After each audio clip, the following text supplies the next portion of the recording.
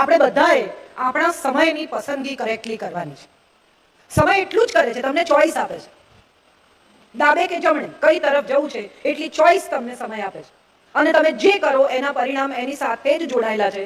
એ આપણને ખબર છે, તેમ છતાં આપણે ખોટી પસંદગી કરીએ છીએ ને ખોટી પસંદગી કરીને પસ્તાઈએ છીએ. એક માજી 75 વર્ષના બધાને કે મને તો એટલા બધા માંગા આવતા હતા, પણ મારા બાપાએ આની જોડે નાખી. હવે 75 વર્ષે અફસોસ કરવાનો કોઈ હવે તો નહીં આવે માંગા. તો તમે શું કરવા હવે અફસોસ કરો છો? જે સુંદર વર્ષો સાથે જીવ્યા એનો વિચાર નથી કરતા. પેલા જે માંગા આવતા હતા અને ના થયા એ આજે પણ તમને પજવે છે. ઉપેન્દ્ર ત્રિવેદી જ્યારે બહુ જ છેલ્લા દિવસોમાં હતા અને ઉપેન્દ્ર કાકા મારા પપ્પાના મિત્ર, હું વારંવાર મળવા જાઉં ત્યારે બહુ સરસ એક વાત એમણે મને કહી હતી કે મને છે ને ભજવેલા પાત્રો બહુ પજવે છે. આ જેને સમજાય ને એને જીવન સમજાઈ જાય. તમે જે પાત્ર ભજવ્યું, ભાભી, મામી, કાકી, દાદી, ફુવા, દાદા, પિતા, ભાઈ, આ બધા પાત્રો તમને જ્યારે પજવવા માંડે ને ત્યારે તમારે એવું સમજવું જોઈએ કે ભજવેલા પાત્રોમાં તમે કોઈ ક્ષતિ રાખી છે, કોઈ ખામી રાખી છે. તમે તમારા 100% નથી આપ્યા. કારણ કે સમય બદલે છે તમારા પાત્રોને. ગઈકાલે જે દીકરી હતી એ આજે વહુ છે, જે આજે વહુ છે એ કાલે સાસુ થશે, જે સાસુ છે એ વડ સાસુ થશે. આ સમય પાત્રો બદલે છે તમારે અને એ પાત્ર પ્રમાણે વર્તવું પડે છે. તમે વહુ હો ત્યારે તમારે વહુની જેમ વર્તવાનું છે, તમે સાસુ થાવ ત્યારે તમારે સાસુની જેમ વર્તવાનું છે. આજકાલ તો મજા એ છે, મારી ઉંમરની જેટલી સ્ત્રીઓ છે 60ના દાયકામાં જન્મેલી, એ બધીની સેમ કમ્પ્લેન છે કે પહેલા અમે અમારી સાસુઓને સાચવી, હવે અમારે અમારી વહુઓને સાચવવાની. બધાની સેમ કમ્પ્લેન છે. કારણ કે હવે જે નવી પેઢીની દીકરીઓ આવી છે એ બધી ભણેલી આવી છે, કમાતી આવી છે, એમની જુદી દિશા છે, એમની જીવન રીતિ જુદી છે. અમારી પેઢીમાં ભણેલી હતી તો પણ કહ્યું કે ભાઈ નોકરીની જરૂર નથી તો ન કરી, ઘરે રહ્યા. હવે એમને એમ થાય છે કે આખી જિંદગી મેં રસોડામાં કાઢી, અમે તો કંઈ કર્યું જ નહીં, અમે તો કંઈ જીવ્યા જ નહીં. એ બધી મમ્મીઓને, એ બધી સાસુઓને મારે કહેવું છે કે તમારા ઘરમાં જે સમૃદ્ધિ છે ને એ તમારે લીધે છે. તમારા બાળકોમાં જે સંસ્કાર છે ને એ એટલા માટે છે કારણ કે તમે તમારા સંતાનને સમય આપ્યો છે. બચ્ચું ઘરે આવે ને, ઘરમાં બધા હાજર હોય ને તો એ શું પૂછે? મમ્મી ક્યાં છે? 5 જણા બહાર ડ્રોઈંગ રૂમમાં બેઠા હોય તો પણ એ દાખલ થતાની સાથે શું પૂછે? મમ્મી ક્યાં? કેમ? કોઈને ઠોકર વાગે પડે તો શું કે? ઓ માં. કોઈને આજ સુધી ઓ બાપ કહેતા સાંભળે? અર્થ એ થયો કે સુખમાં દુઃખમાં, સારામાં ખરાબમાં બધે માં જોઈએ. અને જે માં સતત ઘરમાં હાજર હતી ને એના સંતાનો એ માની સાથે જે સમય તમે આપ્યો છે ને એ વેસ્ટ નથી કર્યો, ઇન્વેસ્ટ કર્યો છે. એવું ન માનો કે કમાવું એ જ સત્ય છે. આજની પેઢીની છોકરીઓ ભણેલી છે, કમાય છે, બરાબર છે, એમાંય કશું ખોટું નથી. મેં 10 વર્ષ ઘરમાં રહીને મારા બાળકને ઉછેર્યું છે અને મને કદી એવું નથી લાગ્યું કે મોડું થઈ ગયું છે. હું આજે પણ મારી કારકિર્દીના ઉત્તમ શિખર પર ઊભી છું. હું 10 વર્ષ ઘરમાં રહી છું અને મને એક દિવસ પણ એવું નથી લાગ્યું કે હું રહી ગઈ. ઓહો, મારાથી બધા આગળ નીકળી ગયા. આગળ પાછળ એ તો કોન્સેપ્ટ છે. તમારે શું મેળવવું છે અગત્યનું છે. તમે તમારું બાળક કોકને સોંપીને પૈસા કમાયા તો તમારું બાળક એ પૈસા ક્યાં વાપરશે એની તમને ખબર નથી. ખૂબ બધું આપી જવા કરતા તમે જે આપી જાઓ છો એ કઈ રીતે વાપરવું એ શીખવવું અગત્યનું છે. આપણે બધા આજના સમયમાં કોઈની વિરુદ્ધ નથી, કોઈને દુઃખ થાય એવી વાત નથી, પણ મારે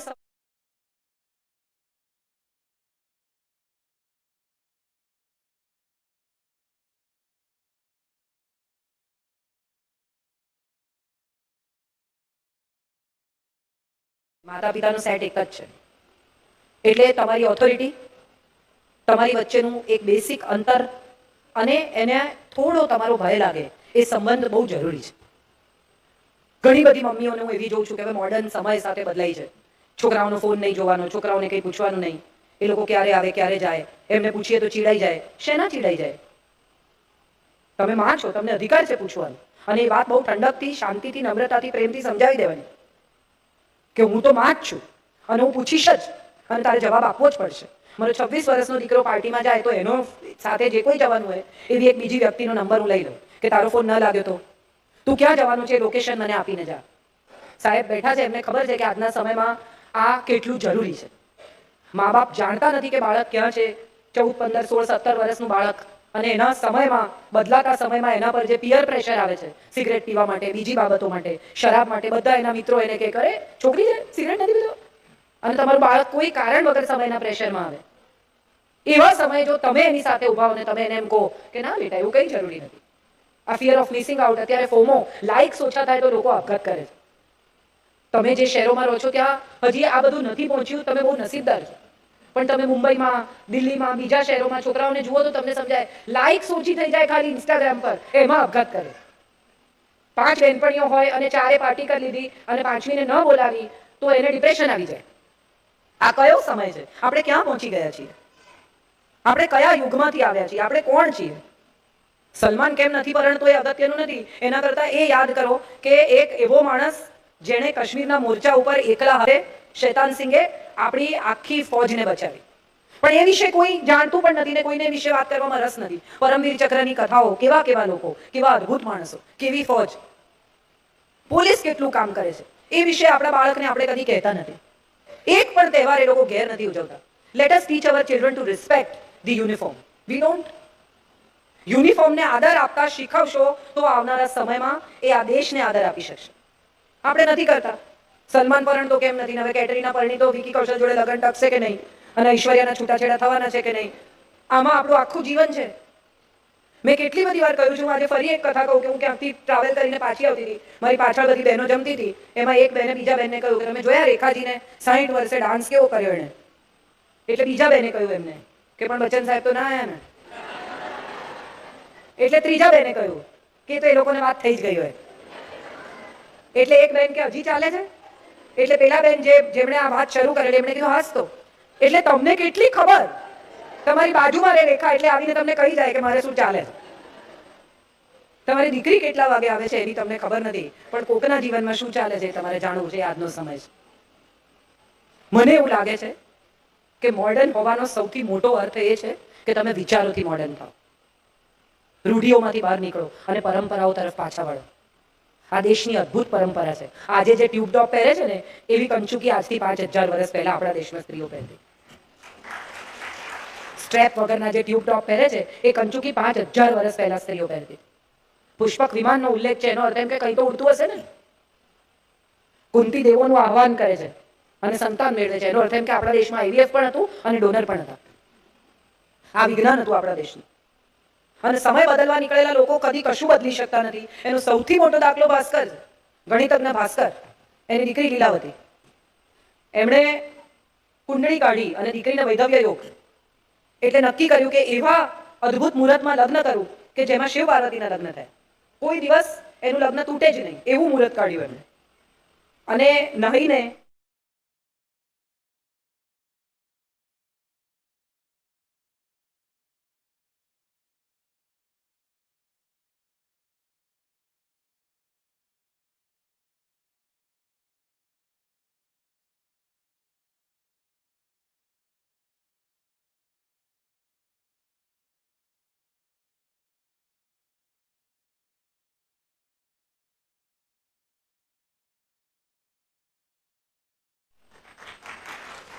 પછી નિરાશ થઈને એને હતાશ થઈને દીકરીને જિંદગીથી વિમુખ કરવાને બદલે એમણે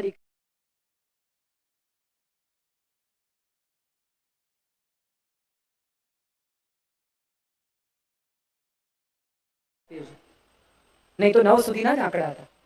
શૂન્યની સાથે આપણે 1000 લાખ દશાંશ પદ્ધતિ શોધી શક્યા, ચંદ્રનું અંતર માપી શક્યા.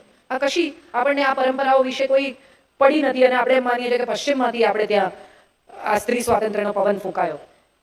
તમે વિચાર કરો કે 16,100 સ્ત્રીઓને કૃષ્ણ છોડાવે છે નરકાસુરને ત્યાંથી અને એમ કહે છે કે તમે ક્યાંય પણ જઈને વસો, તમે એમ કહેજો કે હું કૃષ્ણની પત્ની છું. એ સન્માન, એ રિહેબિલિટેશન આજથી કેટલા હજારો વર્ષો પહેલા થયું. એ વુમન એમ્પાવરમેન્ટ આપણે ત્યાં હતું જ. દેવોને પૈસા જોઈએ તો કોની પાસે જાય? કોની પાસે? લક્ષ્મી પાસે. કુબેર તો લક્ષ્મીનો માણસ છે, અકાઉન્ટન્ટ છે લક્ષ્મી. હથિયાર જોઈએ, શૌર્ય જોઈએ તો કોની પાસે જાય? મહાકાલી પાસે. અને વિદ્યા જોઈએ તો કોની પાસે જાય? સરસ્વતી પાસે. તો અર્થ એ થયો કે દેવ પણ જેને નમે છે એ સ્ત્રી છે, એ સ્વતંત્ર નથી. અમારું તો કંઈ ચાલતું જ નથી એવું કહીને પછી કેટલાનું કવર ચાંદલામાં કરવાનું હોય તો તમે જ નક્કી કરો છો. એ બિચારા એમ કે 1001 કરીએ તો કે હોતા હશે એટલો બધો સંબંધ નથી. તો કે 251 કે ના એટલા ઓછા ખરાબ લાગે. એકચ્યુઅલી તમે 501 નું કવર કરી જ નાખ્યું છે.